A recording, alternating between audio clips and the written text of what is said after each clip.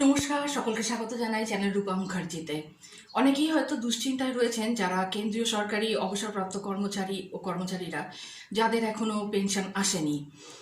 দেখুন, চিন্তা করবেন না, 2023 সালেও এই ঘটনাটি ঘটেছিল, 2024-এও এই ঘটনাটি ঘটেছে এবং 2025-এও তাই ঘটলো। অর্থাৎ এখনো পর্যন্ত পেনশন অ্যাকাউন্টে ক্রেডিট হয়নি। তার কারণ একটি অলিখিত নিয়ম আছে যে মার্চ মাসের শেষে পেনশন পাঠানো হয় না, পাঠানো হয় এপ্রিল মাসের শুরুর সপ্তাহে। অর্থাৎ আগামী যে কোনো দিনের মধ্যে আপনাদের অ্যাকাউন্টে টাকা ক্রেডিট হয়ে যেতে পারে, অথবা 5 অথবা 7 তারিখ নাগাদ অ্যাকাউন্টে পেনশন পাঠানো হতে পারে। ততদিন পর্যন্ত একটু খেয়াল রাখুন, হয়তো ডিএর টাকাটাও আপনারা সেই টাইমেও পেয়ে যেতে পারেন। তো দুশ্চিন্তা করবেন না, খুব শীঘ্রই পেনশন ক্রেডিট হয়ে যাবে অ্যাকাউন্টে। তো এতে চিন্তার কোনো কারণ নেই, বছর বছরই হয়ে আসছে এবং আগামী বছরও হবে। এরকম একটি মানসিক প্রস্তুতি রেখে তৈরি থাকবেন। আজকে এই পর্যন্তই। ধন্যবাদ, নমস্কার।